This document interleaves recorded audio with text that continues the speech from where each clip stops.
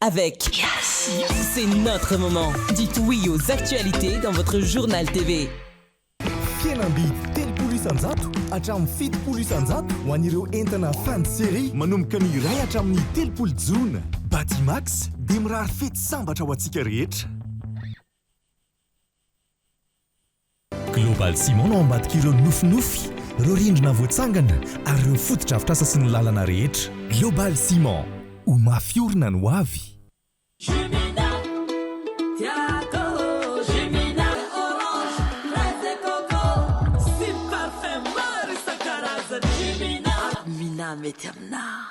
Manolotra ho anao ny vaovao. Salama tompoko, tonga soe tamin'ny Pegasus e. Zahay dia mamokatra kidoro vita avy amin'ny mosy. Tena mateza, vainja fiafy. Manolotra anao ny vaovao. Partout où vous êtes, étudiez depuis chez vous. Prime vous présente ny vaovao.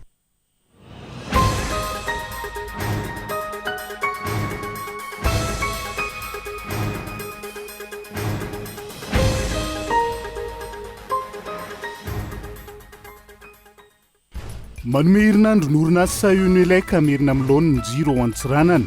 Toa Mansinary Mahajanga izay andreketan'ny filohan'ny fanavaozana ny Repoblika araka ny fanambarany androany.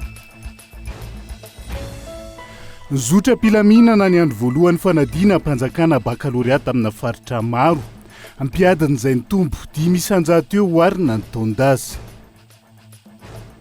Feno fepetra tokony amoahany fanjakana ny daty ny adina mbava amin'ny fifananana hidirana ompitsara izay nato ny volana maritsa teo ireo mpiadina sy ny ray aman-dreniny nanaitra mpitondra fanjakana. Amin'ny fanjakana ny tokony handray anjara betsaka amin'ny fampiasam-bola ho an'ireo sehatra stratejika toy ny fambolena sy ny fiompiana fa tsy hankinina lava amin'ireo mpiara miombonantoka. Anovelany misa 10 ireo naharatra vokatry ny tifitra tamin'ny alalan'ny drone mahery ny 700 nataon'ny Ukraine ny Rosia ho Mali ny Antsipriandreo.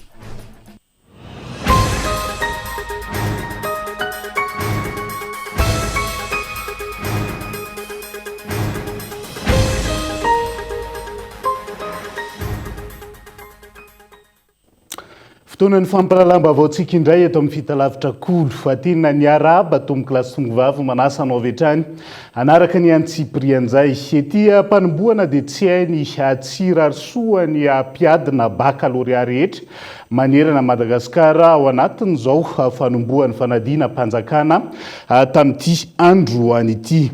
Fa hoentsika manokatra ny fiarahana nanome herinandro n'orinasa Unilec amasy amerina amin'ny laoniny ny jiro ao Antsiranana. Toa Mansinary Mahajanga izay andreketany amin'ny filohan'ny fanavaozana ny Repoblika Madagasikara androany araka ny fanambarana izay nataony.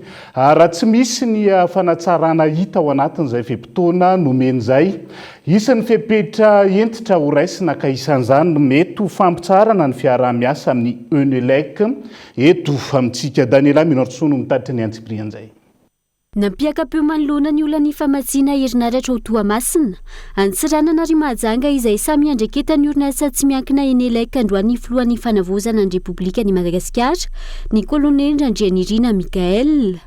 Efa nitonany maro ity farany no nanao fifanarana tamin'ny orinasa tsy miankina maro toy ny HFF, NEA, Unilec, ny Toji Green ny fanjakana ny fandimby tamin'ny famokarana herinaratra teto amin'ny firenena saingy ireo toerana isan'ny Unilec no misy olana amin'izao fotoana.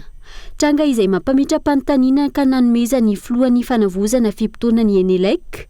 Nahoana no mihena ny famokarana herinaratra ataon'ny Unilec amin'ireo faritra telo ireo kanefa tsy mitsahatra mandefa groupe amin'ireo toerana ireo ny fanjakana menonan'ny banka. Androany dia ampitandrina ny Unilec Madagasikara any Malagasy. Rehefa tsy asa eto Madagasikara izy dia miala. Lazainy fa misy samanao sabotage, tsisy olona afaka miditra aneo amin'ny Unilec fa tsy piasa ny Unilec any. Apetraho ny caméra, apetraho ny fanaramaso ijerena an'ilay sabotage. Fa ohatrany mahagaga, isaky ny mampiditra groupe ny jirama avy etỳ amin'ny fitondram-panjakana dia midina ny Unilec. Ankilany, tokony hojerena ihany koa ny kontrana ny fifanarana eo amin'ny jirama sy ny orinasa Unilec ho hiatran'ny filohan'ny fanavaozana. Fifanarana izay teraka faty-antoka ho an'ny orinasa jirama, maloana ny tolotra omen'ny Unilec raha ny fanazavana trany. Fa io contrat dia misy milaza hoe 500,000 ny vola ao anatin'ny contrat dia alony jirama amin'ny Unilec foana systématique na inona zavatra misy na inona zavatra misy.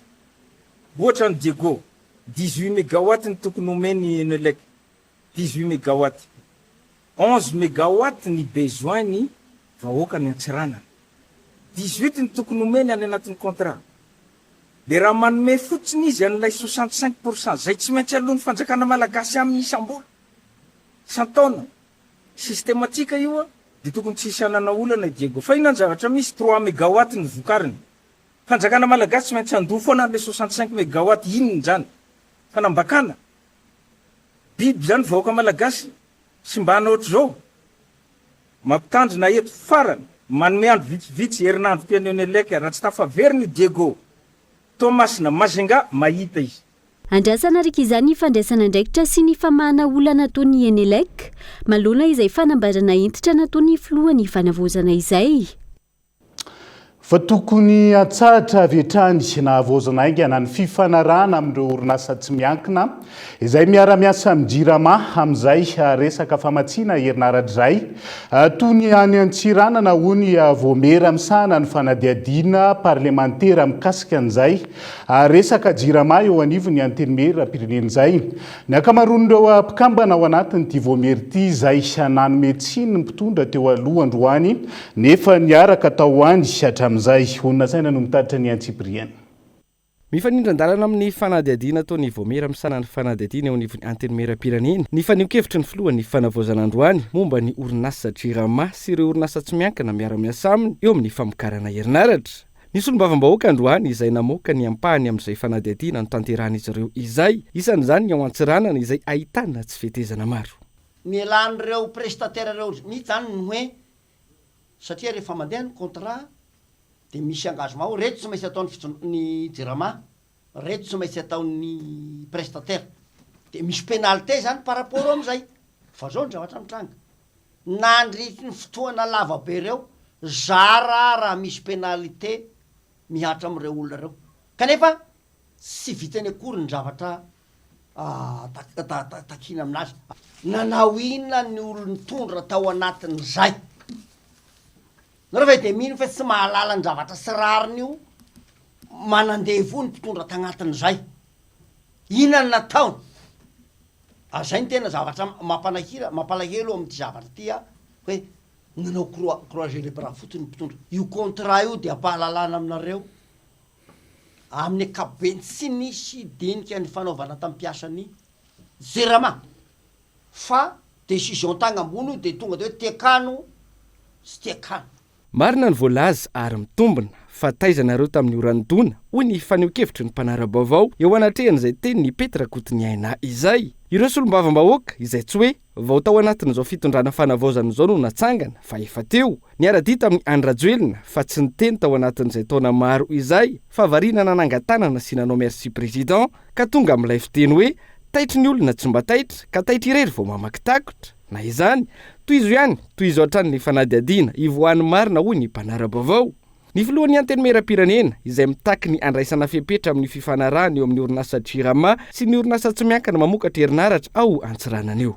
Na contrat io atsahatra na contrat io ho avozina zay aloha zavatra tsy maintsy hipetraka izay zavatra zay tsisy resaka eto hoe volana fanjakana ividiananao groupe na ividiananao panneau solaire na ividiananao ino de ino amidinao aminay tsisy resaka an'izany eo fa resaka eto hoe hividy énergie aminareo zahay vokaro l'énergie de avy midio aminay fa tsy ny volanay indray koa no ividiananao fitaovana hamidianao énergie aminay fanambakany zany zavatra zany amiko. Enjehina ao anatin'ny enim-bolana ny fanadihadiana momba ny orinasa JIRAMA ary isy hatrany ny tatitra araka ny fivoaran'izay fanadihadiana izay hoy ireo solombavambahoaka.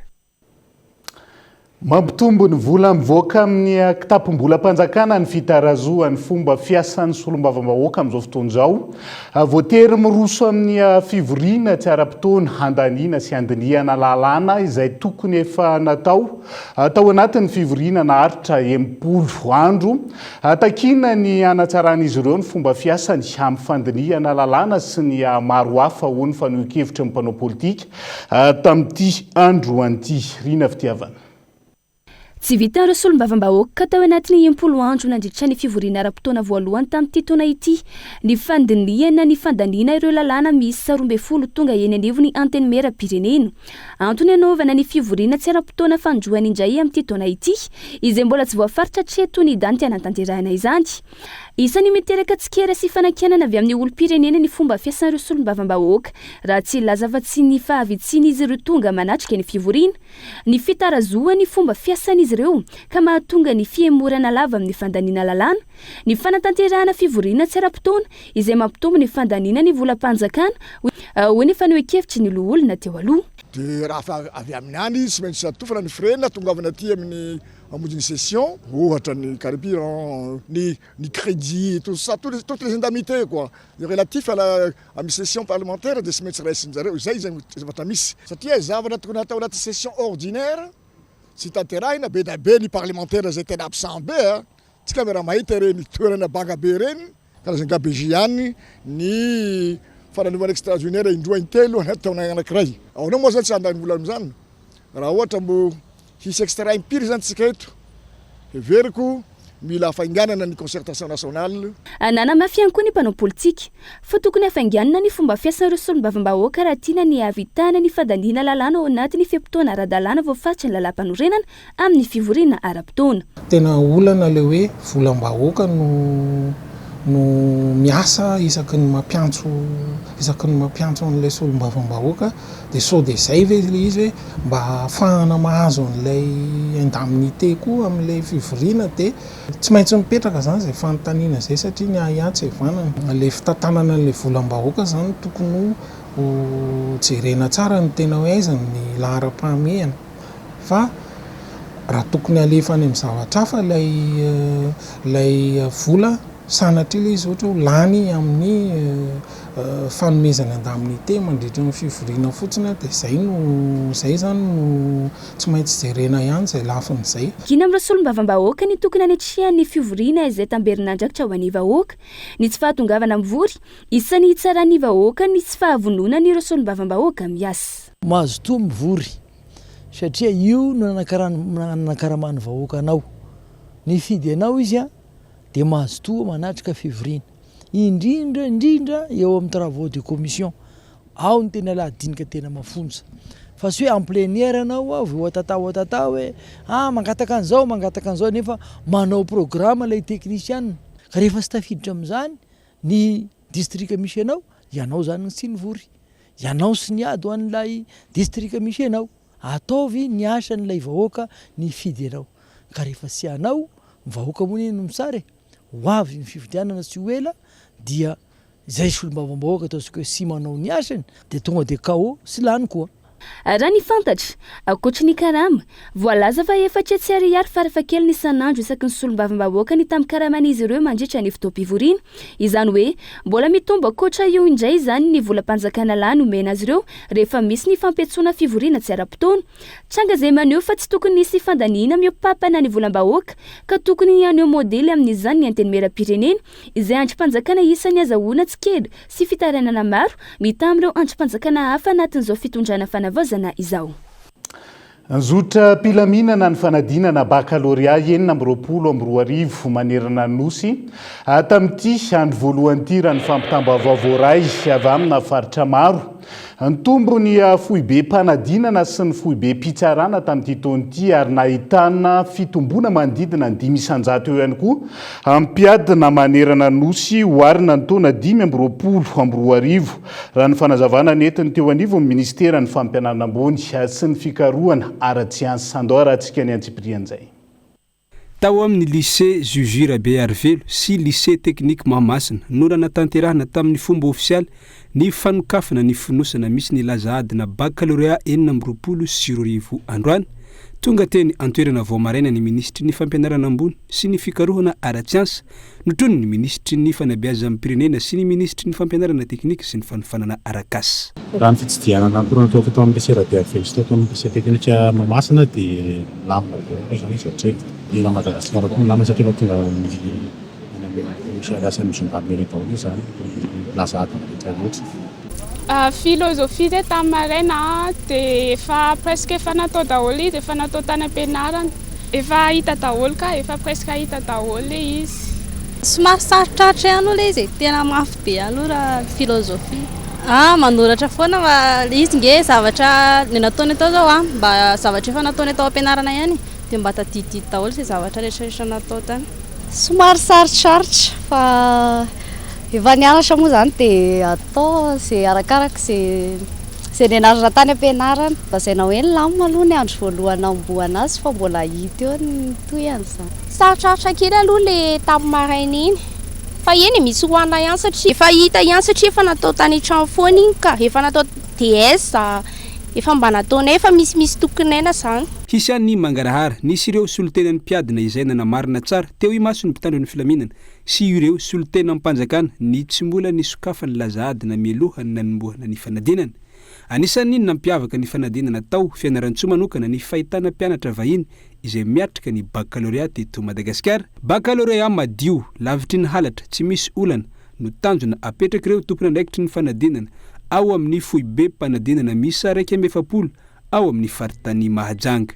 Efa nazonako mbao daholo ireo centre 140 ireo fa dia nanomboka raha-potoana daholo ny fanadinana ary mizotra soa tsara. 4,700 sy 9,000 sy 3 alina ny totalin'ny mpiadina eto amin'ny faritany ny Fianarantsoa. Araka ny fahitantsika azy teo moa zany dia tomboka soa tsara ny fanadinana ary raha ny hita teo dia mizotra mitsaka sy andavany ny fanomanana. Faritra anankiroa Atsinana sy Alaotra Mangoro moa zany no iandraiketan'ny Université Toamasina ny tamin'ny tetoana ity satria ny Analanjorofo sy ny Ambatsoa dia ny Université Analanjorofo no miandraikitra izany. Moa zany dia mba entina analala ny fahasairana ny ray aman-dreny amin'ny fandehanana manao baccalauréat. Tsy mandeha ty Toamasina intsony ireo mpianatra manao baccalauréat. Amin'ny mahafanadinana lehibe ny baccalauréat nisy ihany ny tahotra sy ny fitaintainan'ireo mpiadina saingy nandeha araka ny tokony izy ny fanadinany. Filozofia hitako hoe tsy dia sarotra ihany le izy raha oharina amin'ilay zavatra nana tany ampianarana reny. Ohatra ny izay naraka rehetra tafiditra tao tamin'ny citation sy ny ohatratra izany. Na commentaire de document. Le dissertation izy mbola mila zavatra fieritreretana lava be dia izay tsotsotra sy haiko ihany natao. Olombelona dia tsy hoe tsy mba matahotra kely ihany fa matoky tena tsara fotsiny. Mampatahotra ihany le izy, mampatahotra ihany ohatrany hoe fanadinana atao rehetrarehetra ihany tsy maintsy matahotra ihany ianao fa rehefa eo ianao dia izay ny hoe ianao olona nianatra nanomana dia afaka ihany ny stress rehefa tena mandeha ny fanadinana. Andray 16 naka BPC 4 teo. Première, ny anay matsy première dia efa makabakany. Tsy nanao cours mihitsy fa tany ampianarana foana nianatra. Acheminement izay rehefa vita ty ny écrit eto de correction avondrona ny atelier daholo. Technique 20 ny total mpianatra. Manentana antsika ray aman-dreny ny tena koa ray aman-dreny ny zaza mpianatra hoe aza alem-panahy raha misy milaza hoe ty mivarotra size voalohany le izy fanakoron-tanana. Marina fa mpiadina miisa 7 sy 500 sy 3 sy 3 alina sy rohetsy no miatrika ny fanadinana baccalauréat amin'ny ity taona ity raha 3 sy 700 sy 2 sy 4 alina sy rohetsy izany tamin'ny taona 20 sy 2 izany hoe nahitana fitombony 5,400 tamin'ity taona ity. Folo taona ny zandry ny indrindra amin'ireo mpiadina miatrika ny fanadinana mpanjakana baccalauréat 20 sy 2 izay hita ao amin'ny centre Moramanga faritany Toamasina raha 17 taona kosa no zokiny indrindra ao amin'ny centre Mito Fianarantsoa. Ankoatr'izay ho fanamafisana ny fanarahamaso hanatratrarana ny fangaraharaana ny tety ireo foibe mpanadinana rehetra teto Antananarivo tamin'ity andro voalohany ity ny ministry ny filaminam-bahoaka androany. Eto dia mirarisoa an'ireo mpiadina ao anatin'izay fanadina mpanjakana baccalauréat zay. Fa ny famerenana ny Air Madagasikara milony no tokony ataon'ny fitondrana fanavaozana lara-pameny. Raha tiana ny ampiroborobo ny sehatra ny fitaterana nabakabaka ho ny mpisehatra tamin'ity androany ity. Isan'ny takiana ihany koa ny fanatsarana ny sidina anatiny sy ny famelomana ny sidina ivelany ampitomboana ny vola miditra amin'ity orinasa mpanjakana ity Rina Fitiavana. Mbola manjavozavo hatreto ny drafim-panarenana ny Air Madagasikara ro volana mahery atiorin nilazany ministra fa hirosoana ao anatiny enimbolana ny fanarenana ny orinasa Air Madagascar hoy ny mpisehitra amin'izany androany. Mijanona ho sy ondresaka no heno hatramin'izao momba ny drafim-panarenana ity orinasa ampanjakana ity, ny fifanarahana momba ny Madagascar Airlines sy Air Madagascar izay efa tapitra tamin'ny volana martsa teo, saingy mbola tsy niverina tamin'ny Air Madagascar ny fananana hatramin'izao. Ao anatin'ny fitondrana teteza mety isika izao ka tokony drafim-panarenana vonjimaiky aloha no hirisona afahana manarina amin'ny laony ny orinasa ampanjakana Air Madagascar ho hatrany ny fanazavana. Ny famerenana ny orinasa ampanjakana amin'ny laony no tokony laram-pamehy ny fanjakana raha tena ny hampiroborobo ny sehitry ny fitaterana anabakabaka. Actionnaire majoritaire ao anatin'ny Air Madagascar ny fanjakana malagasy. Zay nge nitakinay fotsiny tsotra be hoe avereno Air Madagascar aloha le izy satria amin'ny Air Madagascar tsy vita le le fanarenana ny Air Madagascar mihitsy tsy voaefa ny Madagascar Airlines e. Zay no natonga nay teny hoe avereno Air Madagascar aloha. Io misy sakana ao ambadimbadika eo matotsy tonga dia afaka naverina io Zay ny teneniko anareo misy bataille juridique be eo fa io moa tsika ty ivelany na ny profane na ny olona ty atsotra tsy mahafantatra an'le izy fa vitatsika eo toean'io raha io hoe enganeka teny iverina Air Madagascar enganeka tsy ho symbole fotsiny sisa Air Madagascar araka le teneniko fa zay ny ahiko hoe symbole fotsiny sisa Air Madagascar fa Madagascar Airlines mbola mijanona ambadika eo ihany. Raha ny fantatra ny 3 Jolay 2024 avy izao no kasaina ho tanterahana ny sidina fanokafana anosy Comore sy i Madagascar, ny hiverena ny sidina ivelany sy ny fanatsarana ny sidina anatiny no tena andrasana maiky ho iatrany ny fanehoan-kevitra voaray afahana mampidibola betsaka hanarenana ny kompani mpitaterana. Tsy misy antony tokony mbola hitazomana ny Madagascar Airlines izany intsony amin'izao fotoana hoy ny fanazavana fa ny fanarenana sy ny famerenana ireo fitaovana sy ny fananana Air Madagascar ho amin'ny tanjany tany aloha na afantarana azy ny tokony himasona. Mikasika ny raharaha UNMG feno ny fepetra tokony hamoahany fanjakana ny daty ny adinam-bava amin'ny fifaninanana idirana opitsary izay nahato ny volana martsa teo ireo mpiadana sy ny ray aman-dreniny. Efa nivoaka ny didim-pitsarana manameloka an'ireo nanaparitaka ny laza adina no lazaina ho anton'izay fampiatona ny fifaninanan'izay ary tsy tafiditra tao anatin'izany ireo mpiadana afaka tamin'ny adina antsoratra ankoatr'izay miantso ny ministera ny fitsarana ihany koa izy ireo hitondra fanazavana anala ny ayay maro ao anatin'ity raharaha ity gabain loha. Efa bolana ateoriny nampiatona sy nanemorana ny fifaninanana ambava hidirana ho mpitsara tamin'ny volana martsa teo tsy nisy vaovao ofisialy nentiny ministera ny fitsarana izay tompony andraikitra mivantana amin'ity raharaha ity.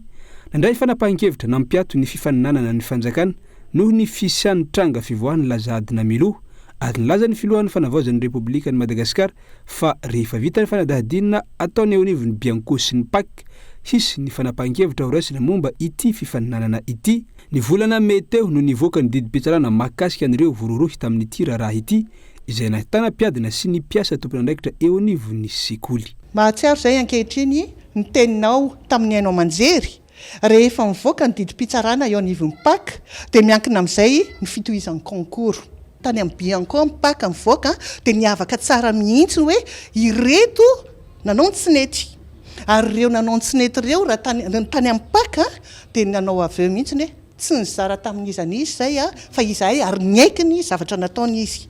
Efa nandeha ny fitsarana teny amin'ny PAC efa niavaka ny vary sy ny tsiparifary satria dia efa noelohan'ny fitsarana ireo olona 5 tamin'ireo enina voarohirohy ary izahay afaka tamin'ny adina antsoratra dia tsy nisy voasaringotra na ny iray ary tao anatin'ilay fuite de sujet.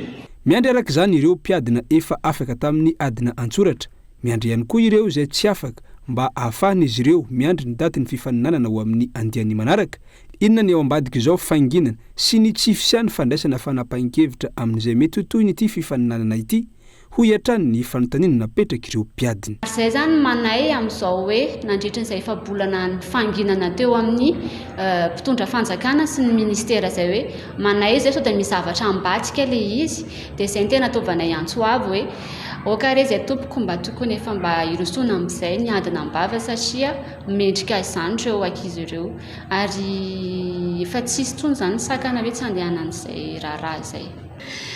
Manaraka izany ihany koa tsara ny fahafantarana fa mbola miatrika adina ambava ao anatin'ny adina ambava dia mbola misy ireo izay hoe mihizana izay amin'izao mankony a dia 970 ary ny 500 izay mendrika amin'ireo ihany no hoe afaka tena hoe afaka ampitsara. Fanovana sy fanavaozana no imasoa ny fitondrana ankehitriny ary isan'ny andro lehibe iankinan'izany ny ministerian'ny fitsarana sy tokony hararaotina anaovana kajikajy maloto ihany koa izao tranga izao hamerenana indray ny fanao teo aloha ka izay mahitahita ihany no omena sehatra na ho tafiditra araka ny antsoantsony ropiadina. Raha maro teto amin'ny firenena no nitondrany ministry ny fitsarana fanazavana saingy ity ambanin'ny masony sy eo ambany fiahiny ity tsy nandrenesana ny feony mihitsy mandraka ity androany tao anatin'izay efa bolana izay ka mampametra-panontaniana izany ho ireo mpiadina. Fotoana izao tokony hanalan'ny ministera ireo ahiahy maro mahakasika ity fifaninanana ity ka hamalina ny fangatahany ireo mpiadina. Fanjakana ny tokony andray anjara betsaka amin'ny fampiasam-bola ho an'ireo sehatra stratejika afa-tsy hankinina amin'ireo mpiara-miombonantoka hony afanio-kevitry ny solombavam-bahoaka. Mila fahavonona ny mpitondra fanjakana izany fa tsy ny any ivelany no ahafantatra ny lahara-pamena amin'ny afa-pandrosoana ny firenena. Tsiara Soarvelo. Manona ny ampahany lehibe amin'ny fampandrosoana ireo sehatra stratejika ho an'ny firenena ny famatsim-bola avy amin'ireo mpiara-miombonantoka ara-bola sy ara-teknika raha ny serasera ny sesy avoakan'ireo mpiara-miombonantoka avy any ivelany araka ny fanambarany avy eo anivony tahirim-bola iraisan'ny pirenena ho an'ny fampandrosoana ny tantsa na ny Fonds international pour le développement agricole ny momba ny fanohanan'izy ireo ny tokantrano ambanivohitra mahery ny 10 hetsy tao anatin'ny efa-bolana tamin'ny alalan'ny famatsim-bola manodidina ny 50 sy $100 Amerikanina. Seka fiara-miombonantoka avokoa no manohana betsaka ireo tetikasa ho fampandrosoana ny famokarana anatiny. Tsy olana ny fisiany mpiara-miombonantoka saingy atraizany tokony hiankinany Madagasikara amin'izy ireo ho ny faneho-kevitra na solombavam-bahoaka eo anatrehan'izany. Ijana oviana ho an'ny fanjakana ny fanamafisana ny faleovan'ny-tena ara-tsakafo raha mbola voafetra ny teti-bola-panjakana ka hiankinan-doha ny famatsim-bola amin'ireo tetikasa stratejika. Anjaran'ny fanjakana no mamaritra hoe inona vaindohan-drà, inona maika ary inona ny tokony atao. Anjaran'ny fanjakana no manokana ny vola betsaka indrindra makany amin'izay zavatra maika foana. Aleo tena ara-tsakafo tsika atao vaindohan-drà atao zao nefa rehefa jerentsika ny budget na ny teti-bola natokan'ny fanjakana malagasy ho an'ny fambolena sy ny fiompiana mihitsy dia saika manodidina ny 500 fa tsy mety ary tsy azo ekena raha ohatra ka ny filana fototra eto amin'ny tany sy ny firenena no miantehelantsika mpamatsy vola foana fa isika eto ihany dia afaka mandrindra sy mandamina izany mba hiteraka vokatsoa ho an'ny firenena sy ny tanindrazana izany. Sara raha misy ny fandraisana anjara ny fanjakana ao anatin'ny teti-bola ny fiantohana sy ny fahaleovan'ny-tena ara-tsakafo. Ny teti-bola ho an'ny sehatry ny fambolena izay nahena raha teo tao anatin'ny PLFR farany teo. Vokany, maro amin'ireo tetikasa no tsy afaka miroso raha tsy efa mivoaka ny famatsim-bola avy amin'ireo mpiara-miombonantoka. Ny aiky izany fiankinandoha izany ny Prime Ministra Voatsirakory izay nilaza fa mahamenatra ny fianteherana amin'ny any ivelany amin'ny fampandrosoana ny Madagasikara. Tsy ny sehatra ny famokarana ihany no ahitana izany eto amintsika. Kely ny vola ampiasaina amin'ny fampiasam-bola amin'ireo sehatra tokony ho lahara-pahamehana oharina amin'ny filaniny fotony. Nataony fanjakana ho isan'ny lahara-pahamehana ny fanatrarana ny fahaleovan'ny-tena ara-tsakafo saingy mifanohitra amin'izany tanjona izany ny fironan'ny famatsim-bola hatreto. Mila vaozana izany fomba fiasa izany izay mampia ihany amin'ny hoe fiara-miombonantoka amin'ny fampandrosoana ave sa fiankinan-doha amin'ny famatsim-bola avy any ivelany ho hiatrany ny solombavam-bahoaka. Dia izay ihany koa no hidirantsika ao anaty doka vetivety amin'ny fanaovana lavandy. Ireo entana mitoby ao amin'ny magazainy fahadiseranana etsy Antanimena amin'izao fotoana izao. Eo ihany koa ny trangana impox amin'ny endriny hafa ao Mananjary ao anatin'ny tapany faharoa ny fampalalam-baovao no anarahantsika ny antseprian'izay. Aza misaraka amin'ny ary.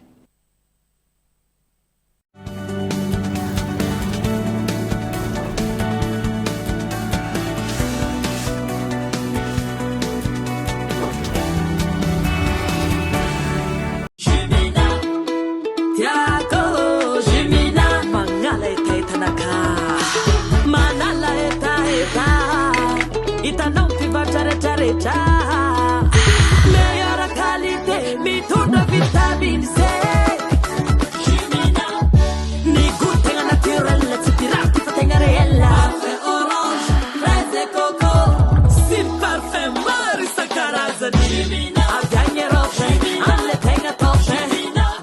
mety aminah. UPRIM, Université privée de Madagascar. La formation à distance de l'UPRIM, pratique, fiable, efficace. Étudiez à votre rythme, où que vous soyez et quand vous voulez. Vous êtes en quête d'une promotion professionnelle? Vous êtes fonctionnaire visant un reclassement? Vous pouvez travailler et étudier en même temps pour viser votre diplôme à travers le téléenseignement de l'UPRIM. Licence et Master 2. Habilité par l'État jusqu'à la 5e année et reconnu par la fonction publique jusqu'à catégorie 8. Encadrement innovant via une plateforme numérique permettant un regroupement en ligne avec interaction, droit, communication, gestion et management, commerce et marketing. Alors, partout où vous êtes, étudiez depuis chez vous. Rejoignez la formation à distance de l'UPRIM. Inscrivez-vous à l'UPRIM la plus proche de chez vous. L'inscription peut se faire également à distance. Contact 020 85 215 03 034 11 215 08. Investissez dans une valeur sûre. Choisissez UPRIM. Salama tompoko, tonga soa tamin'ny Pegasus e. Zahay dia mamokatra kidoro vita avy amin'ny mosy. Tena mateza, voenja fiafy. Manitsy azon-damosina ary manampy amin'ny fitsaboana azy. Fonina azo isafidianana. Tsy tiany bibikely io tsy mandray lelana hafa. Azo andalorana. Azo atao coussin anakanapé. Mety bouée na gilet de sauvetage. Ary mbola misy tapis mahasolotsia amin'ny loko isan-karazany, tsy mifidy toerana n'aiza n'aiza. Mahatapy soka, mora diovina sady tsy matahotra rano, nefa malefaka. Pegasus koa dia mbola manana canapé sady fandriana ary isolant thermique, ilay mampangatsiatsika ny atotrano amin'ny andro mafana sy mihazona ny hafanana amin'ny andro mangatsiaka. Dia tongava raliana fa misy refo-zetina e. Miresaka foana isan'andro, isan'ora, araroty ireo tolotra mora, misy izay ilainao rehetra, sady efa misy antso, SMS no misy mega, tsindrio aingana ary ny dièse 322 dièse, manomboka amin'ny 1000 ariary monja.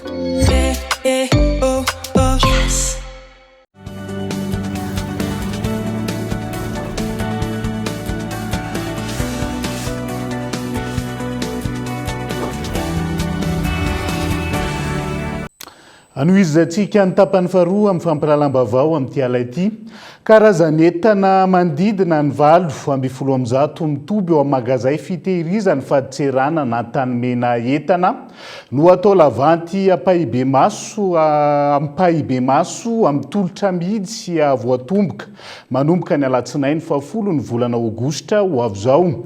Voafaritry ny lalàna ny firosona amin'ny fanaovana lavanty ireo entan'ireo, noho izany tsy nalain'ny tompony tao anatin'ny feim-potoana voafaritra noho ny fandikan-dalàna sy ny tsy fandoavana aba sy ny sarany takina sy ny antony maro hafa ihany koa. Daniela Minorso. Araka ny voalaza ny 7.700 ka hatramin'ny 7.700 amin'ny fehezan-dalàna momba ny fahadiseranana sy ny didi-pitondrana laharana 7 tepoka 5.700 ny 8 septambra 2022.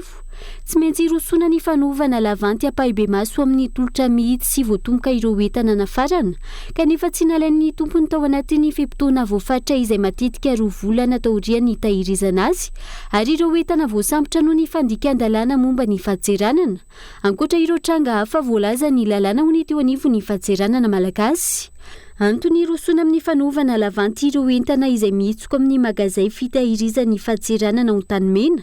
Ny 10 aogositra ho avy izao manomboka amin'ny 8 maraina, hanafana ny trano fitahirizana entana sy hanomezana lanja ireo entana azo amidy ara-dalàna raha ny fanazavana. Misy fotoana araka ny voalazan'ny lalàna iny fa amin'ny ankapobeny zany efa tena feno zany ny magazainay dia efa dépassé fotoana maromaro daholo fa tsy hoe 2 taona zay fa efa maromaro raha ohatra ka hoe ao anatin'ny 2 taona kanefa ny abandonné le tompony na tena hita fa tsy maharaka intsony zany, tsy mietrehitra amoakany intsony zany le importé anazy dia afaka atao zany le mivokatry lalàna ihany zao izy koa tsy maintsy nampafantarina mialoha ahoana anao vente aux enchères zay dia alenao tena ianao sa manao raha akany azy izy dia payely zany droit et taxe rehefa magasin azy. Any amin'ny vente aux enchères izy afaka mirécupérer anazy raha manana chance. Ankoatra ny eo an-tanimena ny 10 aogositra ho avy izao, isany koa ny entana atao lavanty amin'ny fotoana tsy voafaritra any amin'ny Seranatsambo ny Toamasina,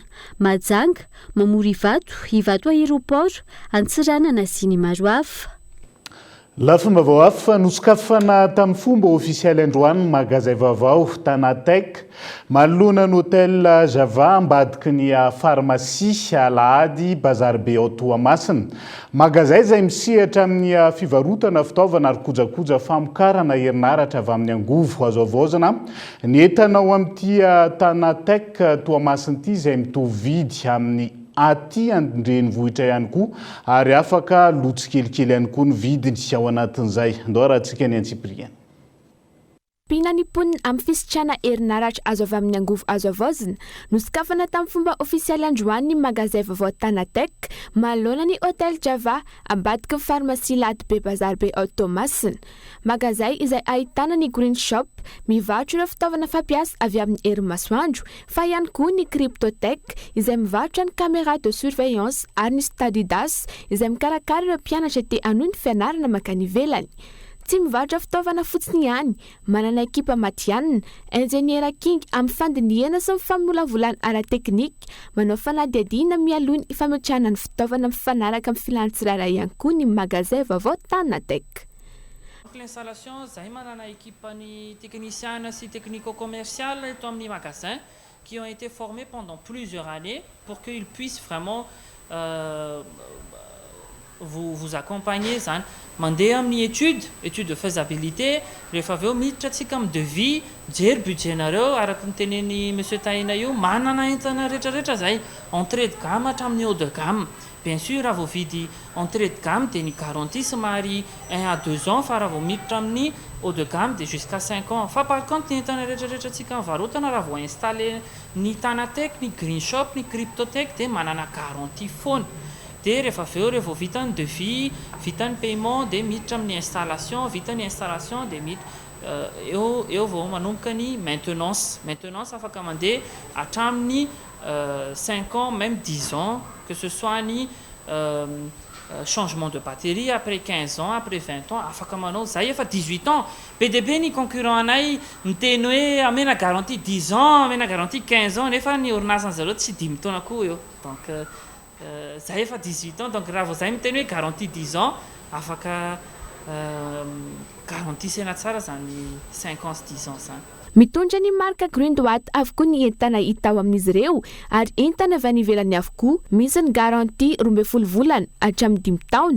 Tsy miova ny kalitaon'ny entana izay nahafantarana ny Tanatek hatramin'izay izay amin'ny vidiny mirary ary misy ny facilité de paiement. Itsaka ny efa malala an'izany hoe Green Shop an'izany hoe Tanatek zany efa nandritra ny 12 taona no nisininy izany groupe Tanatek zany sehatra tao anatin'ireo zavatra noresahako teo aloha teo dia matony teto tsika nandritra ny 12 taona dia azo antoka tsara ny kalitao ary mbola mampana teny zay fa ao anatin'ny 12 taona manaraka maromaro mbola eo foana Tanatek hitondra ny tsara indrindra ho atsika. Ao amin'ny Green Shop Toamasina no ahitana azy reto izay misokatra ny alatsinainy hatramin'ny sabotsy manomboka amin'ny 7 ora maraina hatramin'ny 5 ora hariva.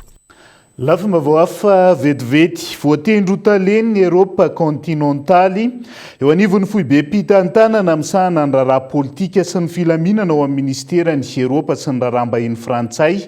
I Arnaud Gulois izay mahazovoan'ny Frantsa teto Madagasikara nanomboka ny volana Aogositra 2022 ka hatramin'ny zao mialohany nanendrena azy amin'ny andraikitra hafa izao.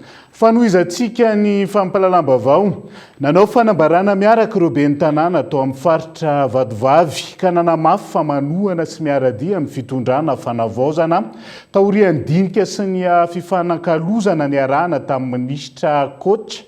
Lafony zavatra maro azo tsapahitanana no naharesy lahatra azy ireo tamin'izay ka atao Andriatsilavo. Commune 7 no mandrafitra ny faritra Vadivavy ary samy nanamafy fa resy lahatra hiara-iasa sy anohana ny fitondrana fanavaozana amin'ny alalan'ny fanamafisana ny fiaraha-miasa miaraka amin'ny ministra Kotra Denis Franconiomac, ministry ny asa, ny fampananana asa sy ny asa-panjakana taorian'ny dinika sy ny fifanankalozana izay naharitra ora roso sasany nanao fanambarana miaraka nanamafy izany ireo ben'ny tanàna ireo. Betsaka zany ny zavatra efa hita misongadina tanterahan'ny ministra Kotra an'izay faritra Vadivavy zay. Ny tena anisany mandresy lahatra ihany koa moa zany dia ny fahafantarana ny vina zay apetraky ny filohan'ny fanavaozana zay hita fa tena mitondra any Madagasikara any amin'ny tena hoe fampandrosoana tokoa satria ny rehetrarehetra no tompona andraikitra nomena andraikitra ihany koa amin'izay fomba entina mpandrosoana ny firenena malagasy zay. Manoloana an'izay zany a dia ny ben'ny tanàna ato amin'ny faritra Vatovavy a dia manohana anao 100 andriamatoa filohan'ny fanavaozana sy ny ekipa rehetrarehetra zay taritinao zay hitondra fanavaozana ho an'ny fitantanana ny Madagasikara izay ary vonina ihany koa zay hiara iasa tanteraka aminao ary mankasitraka tamin'ny fanomezanao ny ministra Coach zay zanaky Vatovavy zay tena mahafantatra ny maharary ny Vatovavy ary mahafantatra ny maharary ihany koa ny mpiasam-panjakana atao anatin'ny firenena malagasy. Angatana ho izy ireo ny tsidian'ny filohan'ny fanavaozana ny faritra Vatovavy ahafahana mifampidinika sy mametraka fomba fiasa ampandrosoana ny faritra izay manan-karena arenak'ibony tany sy ny firenena iray manontolo. Mangataka ny fahatongavanao aty andriamatoa filoha ny fanavaozana satria zahay ato amin'ny faritra Vatovavy indrindra ny ben'ny tanàna zay miara-miasa aminao dia maniry ny fahatongavanao aty miangavy an-tanany roa raha azo atao ny fahatongavanao aty dia mba atao anatiny fotoana mety fohy na akaiky mba hifampidinitsika iarahana mifampandrosoana anatin'ity faritra ity. Zay ngamba no etaetanay satria raha tonga aty ianao dia be dia be ny zavatra hifampizarantsika ato anatin'ny faritra satria zay ato dia manana otrikarenina maro mba hifanampiana hifampandrosoana ny faritra Vatovavy sy Madagasikara. Iray amin'ireo faritra atsimotsinanan'ny Madagasikara ny faritra Vatovavy izay napetraka ho faritra 720 taorinina nasarana azy tamin'ny faritra fitovinany ny taona 2024. I Mananjary no renivohiparitry Vatovavy. Nahitana tranga impoka amin'ny endriny hafa ny ao Mananjary onimpitsabo eo anivony OZMI na ny organisation sanitaire interentreprise eo Mananjary raha toka amin'ny vatana sy ny ratsambatana no fisiony hatr'izay any amin'ny taovam-pananana no nahitana izany tany an-toerana. Tranga efa voafehy ary no amafisina ihany koa ny fepetra fisorohana ao anatin'izay ka eto Andriatsilavo. Ny avaka tsy toy ny fisehony amin'ny faritra sy ny firenena hafa ny valanaretina mpox atao Mananjary. Raha toka amin'ny vatana, na tongotra sy tanana no nahitany izany hatramin'izay, any amin'ny taovam-pananana no nahitany izany tao atoerana. Olona misa 4 no efa nahitany izany tao amin'ny OZMI na ny organisation sanitaire interentreprise Mananjary manokana. Raha tokony izy tokony ndraikitra anah aloha teny anazy satria za mbola misy lehibe ambony koa ny direction régionale de la santé de Vatovavy fa zana zany aloha dia mahita tranga madinidinika any sy ndraindray raha nandalo tato aminay zao dia fianakaviana mpiasa azy ireo misy vadina mpiasa misy zanaka mpiasa membre ato aminay eo amin'ny 4 teo fa izy zany sy dia miseho am'le hoe fahitana mahazatra any amin'ny ainao manjery le hoe miseho le tareny tena vomafy ny rasambatana ny kibo fa any amin'ny taovam-pananana indray azy nisy iny any akasarotana ny mahafinaritra sy mahasolo dia mora sitranainy ilay izy satria zay 4 zay dia sitrana soamasara 5 andro 9 andro dia efa sy dia maninona soa. Ankoatra ny fandraisana an-tanana sy ny fijabonana ireo marary no raisina sy no amafisina ihany koa ny fepetra isorohana ny fiparitahan'ny valanaretina no tazomina ho tsy ambaratelo ihany koa tsy ampirorosaina ny mponina ao an-toerana.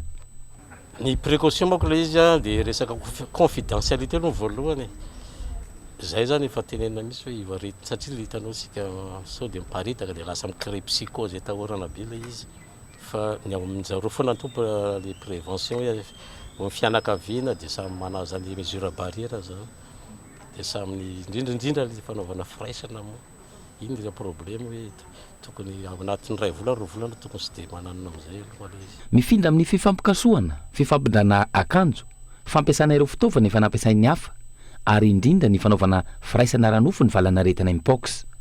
Ny firaisana ranofo ny tena mampiparitaka azy aingana.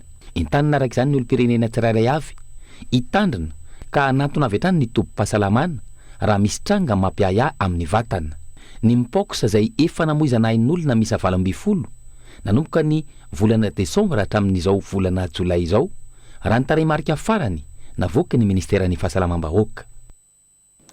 avy any mananjary dia hiazo an'nytolany aro vetivetsika fa lafomba vao hafa natomboka tamin'ny fomba ofisiala ny farany herinandro teo ny fanamboarana ny tobim-piantsonana na ny gare routière atolany aro araka ny fampanantenana izay nataon'ny filohan'ny fanavaozana ny repoblika nandritra ny fidinany tany an-toerana mahery ny roa lavitrisa sy efajato tapitrisa ariary eo ny tedibidiny fanamboarana izay aritra 8 volana ka ilaina ny faharetana sy ny fanarahany rehetra ny fandaminana ao anatin'izay andao rahantsika ny fanampanazavana zava-dehibe ho an'ny commune urbaine Port Dauphin satria nanaiky ny fandaminana ny vahoaka rehetrarehetra eto ary isaorana koa fa nahazo toerana atsika ery amin'ny lalana mandeha any Port Eoala zay amindrana ny gare routière aty dia hanomboka ny asa hanamora ny commune ary accompagner ny retournage reto mba hatanteraka azy hatramin'ny farany. Zany ny zavatra ilain'ny vahoaka rehefa miteny dia tanterahana zava-dehibe zao ary tena hoe velombody ary zay moa zany mahatonga anay eto miteny foana amin'ny vahoaka ilaina ny fandaminana satria ny tanàna miezaka mitady toerana amindrana satria mila mahatra ihany koa tsika amina zavatra tontony satria tsy mora. Mitombo ny trangana fandosirana orian'ny loza mpifamovozana tatoato na ny délit de fuite miteraka ihany eo amin'ny mpamily sy ny mpampiasa lalana izany indrindra taorian'ilay tranga ny teny tsara sotra ivato ny herinandro lasa teo samy enjian'ny lalàna avokoa na ireo manao ny délit de fuite na ny non assistance à personne en danger ihany koa entsorasoary malala. Ny rongatra indray ny délit de fuite tatoato mitsaoka ny mpamily ny ponina mitokana eny an-dalambe toy ny nitranga teny tsara sotra ivato ny herinandro teo antony maro no mahatonga izany anisan'ny fatahorana fitsaram-bahoaka eo ankoa ny tahotra ny sazo efaina ary fitsoahana andraikitra tsotra izao hoy ny mpisehatra amin'ny fitanterana araka ny laharana 7 tsipika aotra roa mikasika ny lalàna mifeny fifamovozana fampiatona na fisotonana vonjimaika na tanteraka ny fanomezan-dalàna mamely fiarakodia lama 5 tentina 10 ariary hatramin'ny 20 tapitrisa ariary na fampidirana ponja 2 volana hatramin'ny eritaona ny tsy fijanonana ny nina atao na fikasana andositra taoriny ny lozana tao eo ankoa ny fampiarana ny andininy 770 sy 770 momba ny fehezan-dalàna famezana raha hoe corporel na mortel. Raha atao hoe nandony ianao ka nandratra olona dia ny andraikitra voalohany ny mpamily aloha dia tsy niresaka constatation fa famonjena ny magatra toko hoe magatra aloha fa zay no hita maso dia ny famonjena n'iny aloha no tokony raisiny andraikitra voalohany indrindra rehefa manomboka mandray an'iny izy mandray andraikitra na hoentina any amin'ny toerana pitsabony na hoentina any amin'ny hôpitaly iny dia andraikiny mihitsy aloha mandrapisy izay hoe fianakaviana na olona akaiky le olona manomboka mandray andraikitra azy eo raha ny tena marina na ny fiatohana na fanafodina ina dia tokony ataony izay niakaka nanao ny fisehon'ny loza zany ataony ny fiantohana rehetrarehetra satria ilay atao hoe premier soin zany sy le nanao assistance juste amin'le izy ny angalany taratasy fanamarinana daholo zany satria mandeha rara-pitsarana dia zany no afahany manapirofa nandray andraikitra tokoa izy. Misy amin'ireo mpamily voakasiky ny lozam-pifamovozana ihany koa no misafidy ny manatona mivantana ny bureau ny polisy pireneny na ny gendarmerie pireneny ka mitolo tena avy hatrany noho ny tahotra sao hiara ny fitsaram-bahoaka amin'izany no anatanterahana ny fanambarana ara-dalàna momba ny zava-nitranga sy andrasana ny toiny sady arovana ny endy sy sorohana ny herisetra mety hitranga eny amin'ny toerana ny trangan'ny loza. Le hoe fitsaram-bahoaka aloha zany ho an'ny vahoaka zany dia tsy tokony hoe zay satria tsy anjarantsika vahoaka no mamono an'le olona fa faharoa indray raha ohatra hoe zay indray ny tenin'le mpamily tsy azo atao ty fa tenenina ihany hoe raha ohatra ka nitsoaka le mpamily satria ireny tokoa nisy olona andeha hamono azy dia mitsoaka izy dia mandeha makany amin'ny gendarme na amin'ny polisy zay fa raha mitsoaka fotsiny zao anao dia tenena hoe za nitsoaka fa nisy saika namono izy moa ny afaka napirofo hoe tena nisy an'izany tokoa teo fa raha sanatria hoe misy an'izany ka na hoe miala teo aingana izy dia niantso polisy hoe nanao accident tatsy zay zavatra mety hoe ho azo le ferina ihany fa ny tena izy zany raha misy accident corporel dia tsy mihetsika eo mihitsy. Azo saziana ao anatiny didy laharina 20 tsipika 20 tamin'ny fahatelon'ny volana oktobra 2017 ireo minitsy manampola reo ao anatin'ny loza nefa afaka manampy tsy misy atahorana ho azy na ho an'ny hafa na tamin'ny fandraisany andraikitra mivantana na tamin'ny fiantsona vontsy toy izany ihany koa ireo izay mahalala pirofo manamarina ny tsy fananantsy ny olona iray voatazona amponja vojimaika na tsaraina noho ny eloka bevava na eloka vahoaka tsotra kanefa miny tsy mitondra izany profy izany aingana eny amin'ny manam-pahefana ara-pitsarana na ara-polisy na izany azy tsy sisy azo omena izay mitondra izany profy izany tara raha tokana anao izany an-tsitrapo raha nitatitra avy amin'ny polisy pirenena ho an'ireo mpamily raha sendra mahita lozam-pifamoivoizana izy ireo anisany mahatonga ny sasany salasala nampy ny olona maratra ny fanadiadiana tsy maintsy ataon'ny mpitandro filaminana izay mitaky fotoana maharitra ka mety hiteraka fahatapahan'ny asa sy fanengelenana amin'ny fidiram-bola indrindra ho an'ireo mivelona amin'ny fitanterana isan'andro. Raha mahita accident aloha ny tena marina ny taxi dia manatona brigady anty accident misy aloha hoe bak ny tena marina fa raha ohatra ny hoe misy azay le hoe olona hafa no mandona an'ilay izy dia izay le teniko tao aminao zay hoe matahotra izy amin'le fitsaram-bahoaka aloha dia lasa izy mandositra aloha dia rehefa izy manatona an'le tompon'andraikitra le hoe atao enquête any polisy na any amin'ny hôpitaly dia voatazy be le taxi dia tsy haiko hoe le mety lany 4 minitra eo izy mety lany adiny ray ohatran'izany rehefa izy manenjika versement za zao raha ohatra hoe za fotsiny zao nanotaninao raha hoe mahita accident ka hoe olona maratra be dia matahotra dia tsy sahy mitondra niny olona iny satria na izara mety hanao accident ko hitondra niny olona iny makany fa le izy tsy voatery hoe ho taxi foana. Ankoatra ny fanajana ny lalàna takina amin'ny mpampiasa lalana rehetra ny fandraisana andraikitra sy ny fanampiana rehefa misy lozam-pifamoivoizana tanjona ny arovana ny ain'olona sy soroana ny tranga teraky ny fandosirana na ny tsy fandraisana andraikitra ra-potoana raha ny fanazavana hatrany.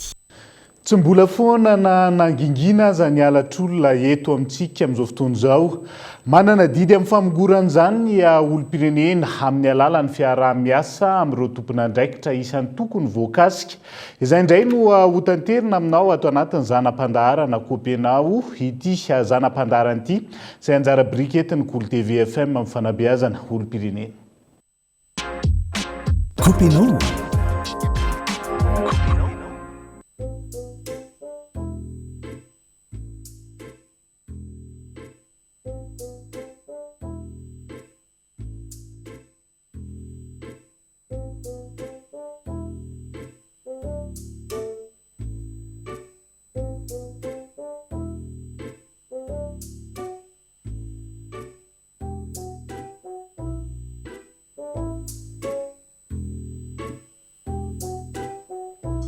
Orak'izy eo. Ahoana tompoko? Dana amina aloha fa apirotranao anatiny ao zao a? Ie. Andao ilalao. Andao ilalao. Andao ilalao. Andao ilalao. Andao ilalao.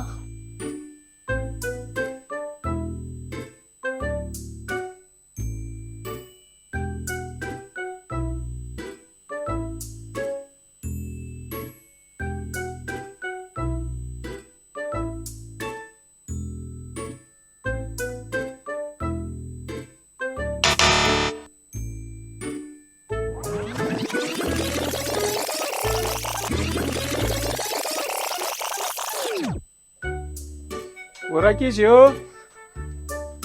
Ahoana tompoko? Andanonareo amina aloha fa apirotranao a dia tsy mandeha lavitra fa eo tokotany any a. Ie. Zay. Andao ilalao. Andao ilalao. Andao ilalao. Andao ilalao. Andao ilalao. Andao ilalao.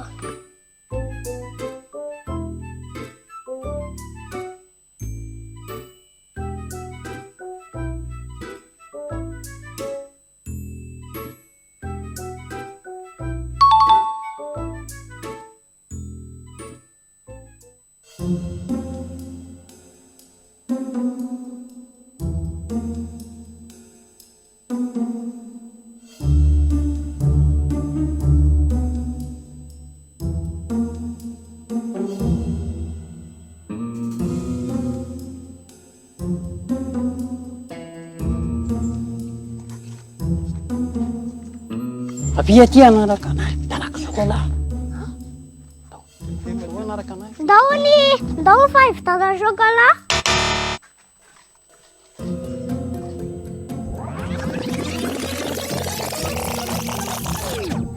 Why?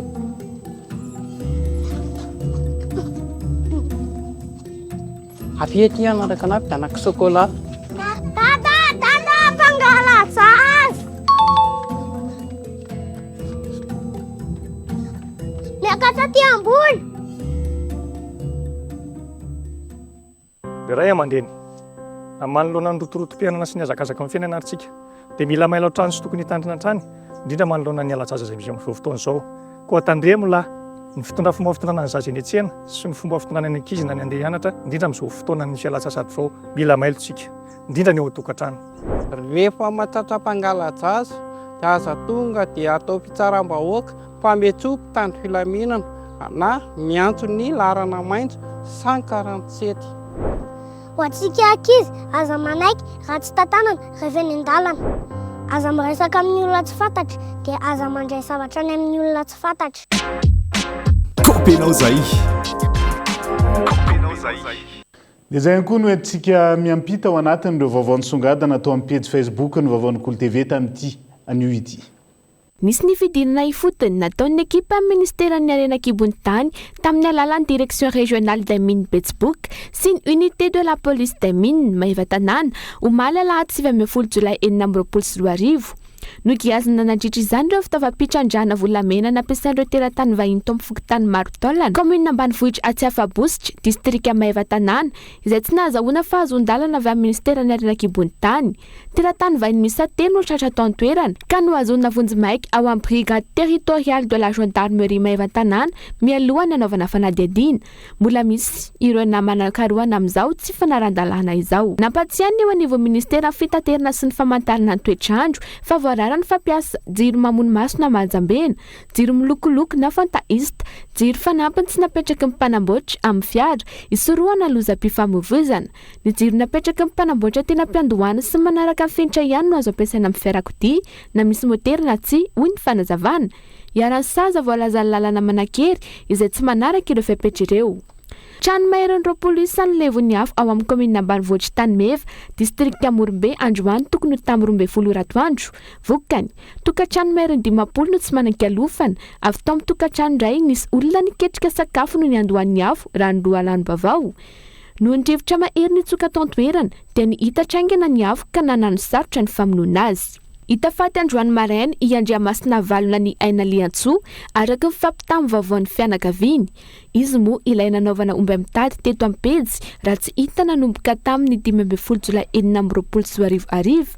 Teny tanjona andriny Ambohimanambola no toerana nahitana azy farany tamin'izany raha tsy aiva. dia zay ihany koa no entsika manakatona ny fiarahana amin'ny diality ankasitrahany ianao nanaraka ny fampalalam-baovao hatramin'ny farany mandrapitafa ho amin'ny raha-pitsondray ary veloma tompoko.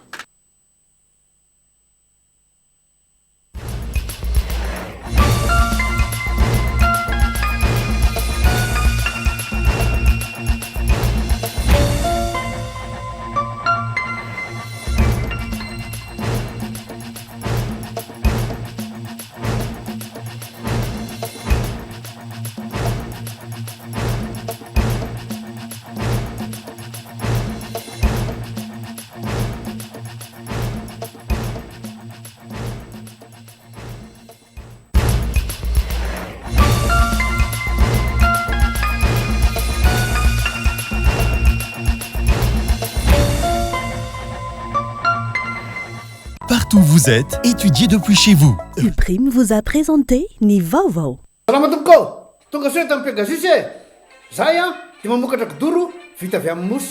Tena mateza, voanja fiafy. Vous a présenté ni vaovao.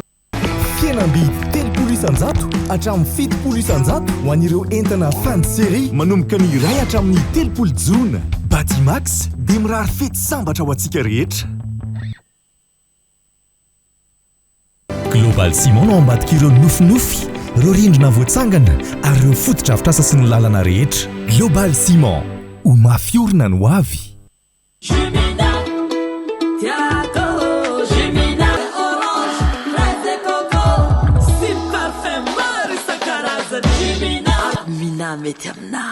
Nanolotra ho anao teo ny vaovao. Avec Yes, c'est notre moment. Dites oui aux actualités dans votre journal TV.